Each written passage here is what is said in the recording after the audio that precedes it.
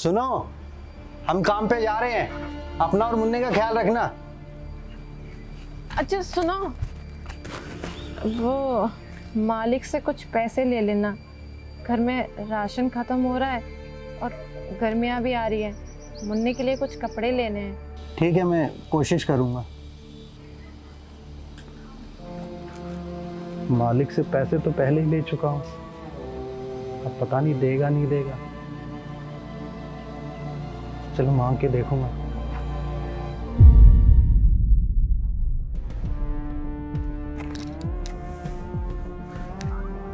क्या करूं? मालिक से पैसे मांग लूं? नहीं देगा, लेकिन घर पे भी तो जरूरत है पैसों की। देविका को बोल के आया हूं, शाम को हर हाल में पैसे लेके आऊंगा।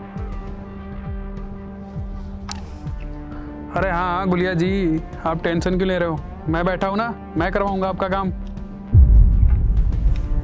वो मालिक, एक काम था, अगर कुछ पैसे मिल जाते तो।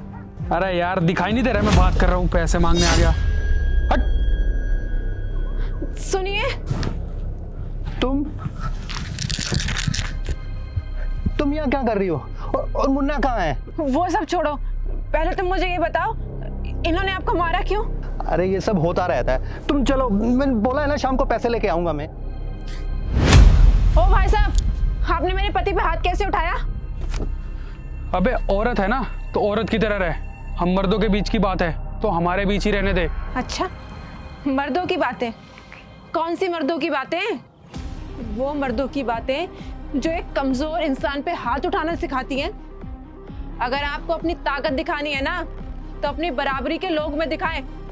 एक गरीब इंसान पे हाथ उठाने की कोई जरूरत नहीं है। और हाँ भाई साहब, हम गरीब हैं तो इसका ये मतलब नहीं है कि हमारी कोई इज्जत नहीं है। अगर आपको पैसे देने में इतनी दिक्कत हो रही थी ना, तो साफ साफ मना कर देते। मेरे पति का अपमान करने की आपको कोई जरूरत नहीं थी। अरे हाँ हाँ ठीक है, ज्यादा तमाशा करने की जरूरत नहीं है। ये लो अपने पैसे और निकलो यहाँ से। नहीं, हमें इनके भीख में दिए हुए पैसे की कोई जरूरत नहीं है। हम मेहनत मजदूरी कर लेंगे और अपनी मेहनत से पैसे कमाएंगे। इस इंसान के पैसे की कोई भी जरूरत नहीं है। चलो चलो।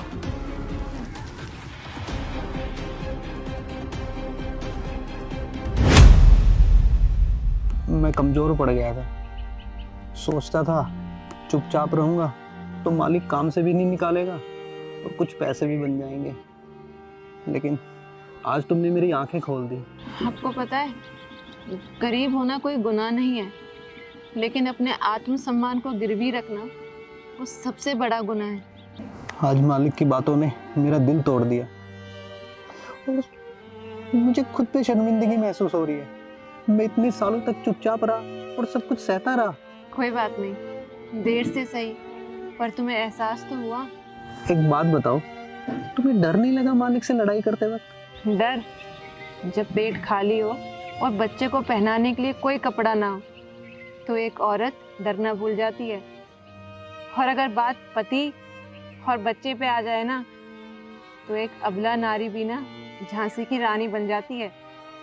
और बात थी आपकी इज्जत की, आपकी इज्जत के आगे मुझे कुछ भी समझ में नहीं आया, फिर वो चाहे मालिक हो या कोई और हो। लेकिन राशन कहाँ से लाएंगे बिना पैसों के? उसकी तुम बिल्कुल भी चिंता मत करो, मैं तुम्हें बस यही तो बताने आई थी कि पैसों का इंतजाम हो गया। इतने सारे पैसे तुम कहाँ से लाई? अरे पिछले साल वो विमला चाची है ना, उन्होंने मेरे और मुन्ने के पेपर जमा करे थे सरकारी दफ्तर में, तो सरकार ने वो मंजूर कर दिए। अब सरकार हमें और मुन्ना को हर महीने पैसा भेजेगी। ये तो बहुत बढ़िया किया सरकार ने। बढ़िया तो किया, लेकिन आप ना मेरी एक बात कान खोल के सुन लो। कल से उस मालिक के पास जाने की कोई जरूरत नहीं है। कहीं ऐसी जगह काम करना जहाँ पे आपको इज्जत मिले, चाहे 2 पैसे कम मिल जाए, उसका कोई गम नहीं। इज्जत सबसे बड़ी चीज होती है।